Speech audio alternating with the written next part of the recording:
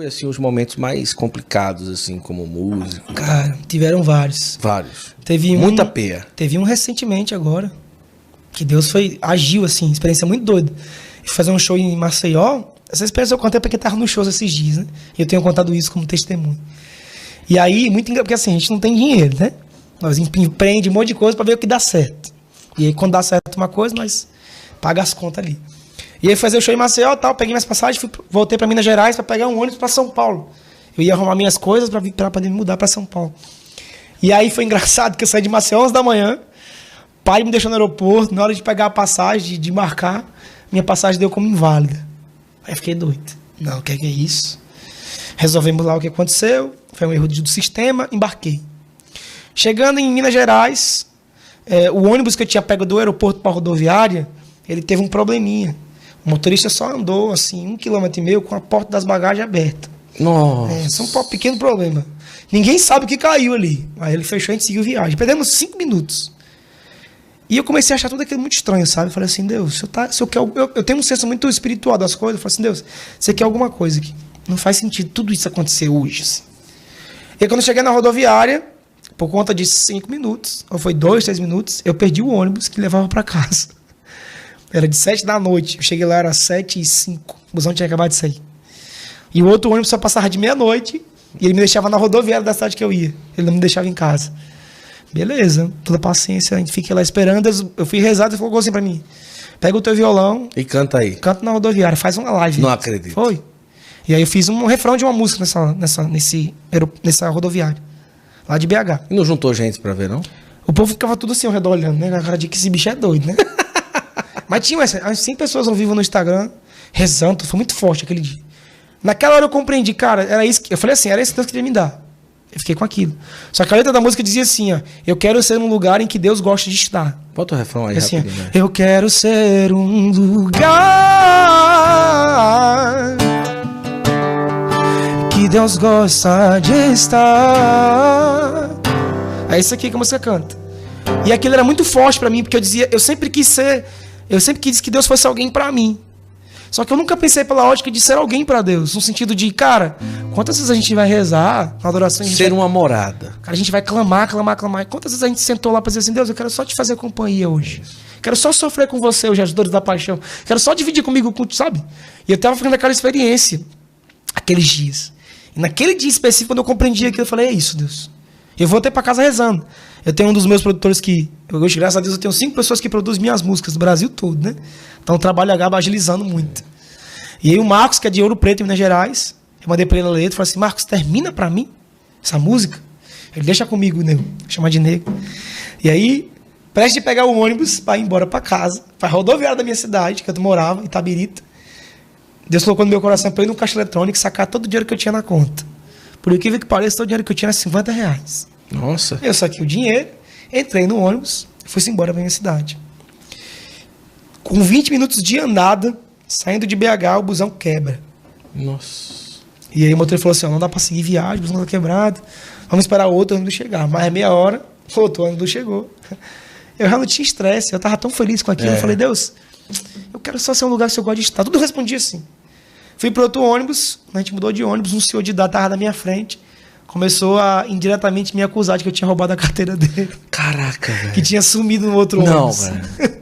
Ele não apontou pra mim, mas ele falou assim, só pode ser alguém que estava atrás de mim. Era o banco de trás, eu tava roncando, dormindo. Caramba. E aí tinha um policial no ônibus. Nossa, mano. Isso aqui já era mais de 1h da manhã, o policial gritando, só vai sair daqui quem der a carteira, e eu calado, assim, só assim. Eu em paz, né?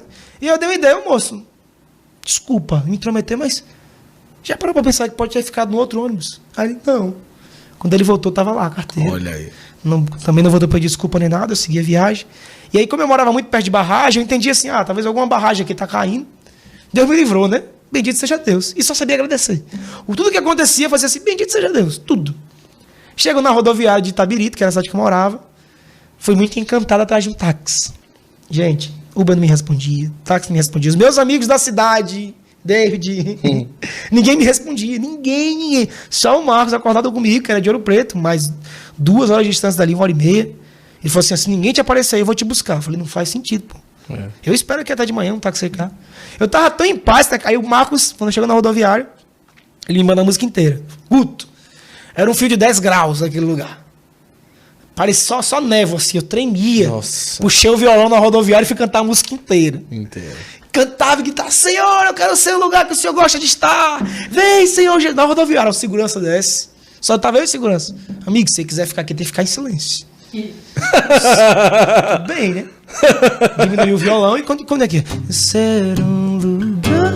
Eu vai no cara não. E comecei a rezar, E Marcos. o frio da E o bexiga. Marcos, vou ligar pra não sei quem. Marcos, Deus quer que eu faça uma vigília, eu já entendi. Meu amigo, eu vou ficar aqui até 5 da manhã. Tô nem aí. Eu tinha um cachecol com ele na bolsa. E já coloquei, tá? Todo lugar que eu vou, até no Juazeiro tá comigo aqui. Sim. Porque eu sei que um lugar ou outro que eu tô indo, né, vai dar um friozinho ali. Sim. E aí foi engraçado, por quê?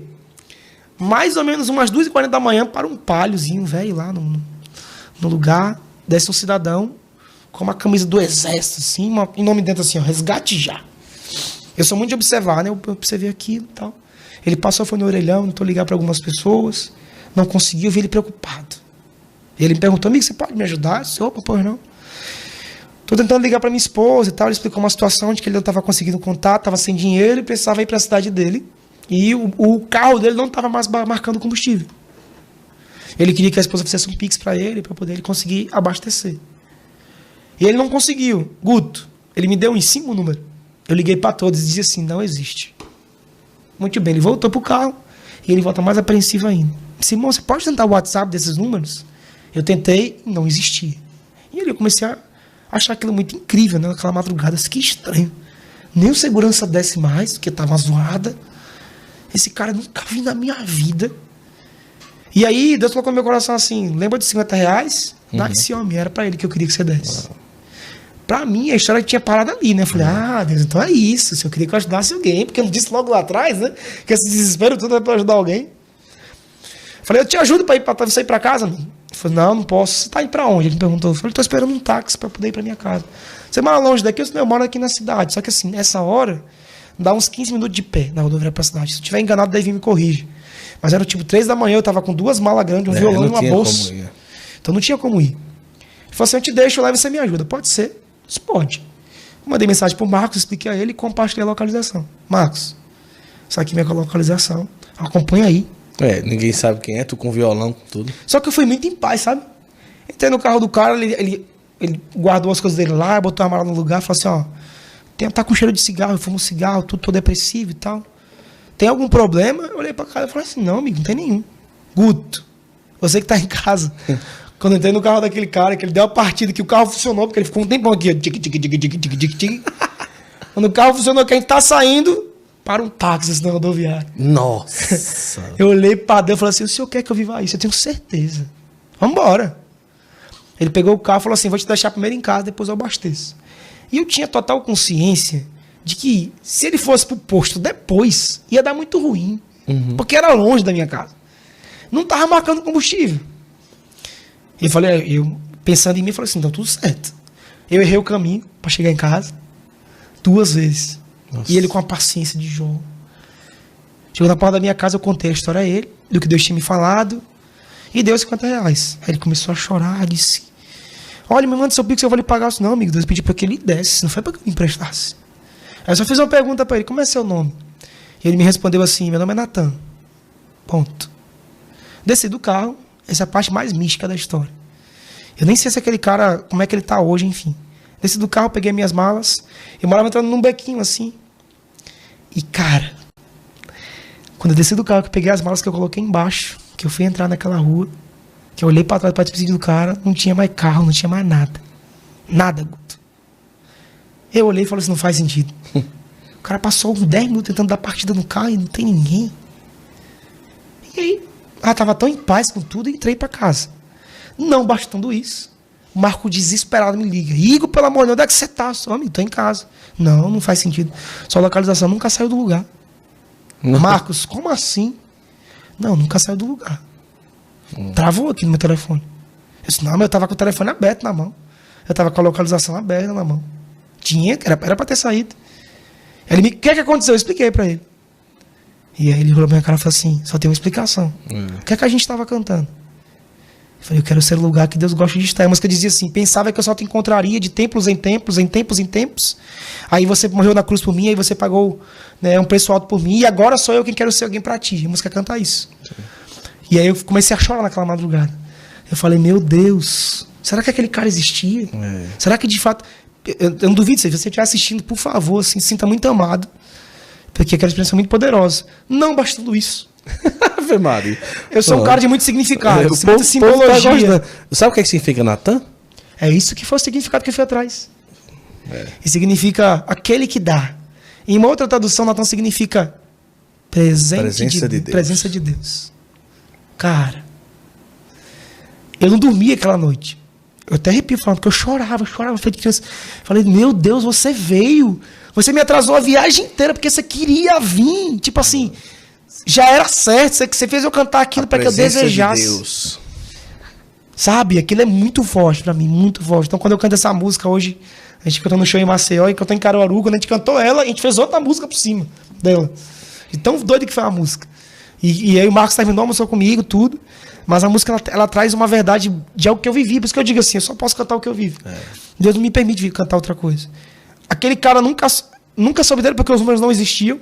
O WhatsApp nunca funcionou. Eu nem sei, juro você. Depois que eu fiz social, que ele tava com a farda do exército, a camisa de resgate já, eu falei, era comigo. O tempo inteiro Deus queria que aquilo acontecesse. Ele foi resgatador. Ele me atrasou e era um cara que tava viciado nas coisas, que tava em depressão. Olha aí. E que ele foi todo sentido assim. Tem algum problema pra você, amigo, ele deixar em casa? Eu falei, nenhum. Ele me perguntou a minha história, eu contei que eu era cantor católico, eu era missionário. Disse na rede social, eu falei, cara, se fosse um cara... Ele tinha que procurar no outro dia. Nunca procurou, Guto. Nunca, até hoje. Nunca. Os números não funcionam. Não era tipo, está desligado, eu falei, esse número não existe. Não existe. Eu tentei ligar de novo. Não, Deus, o Senhor de fato veio me encontrar. Sabe, aquilo foi a experiência mais forte que eu tenho missionário hoje é essa. De fato, ver Deus abraçando meu ministério dessa forma, sabe? Ele dizia assim, não se preocupa, porque eu sei o que você quer ser e eu quero ser com você. Aquilo me tornou muito claro, né? Eu tenho contado essa experiência nos lugares para que as pessoas saiam desse ritmo de vida, de achar que Deus é um bingo, né? E que eu aposto que eu vou ganhar alguma coisa em troca e às vezes Deus só quer essa presença. Só quer que a gente esteja ali, que a gente viva com Ele.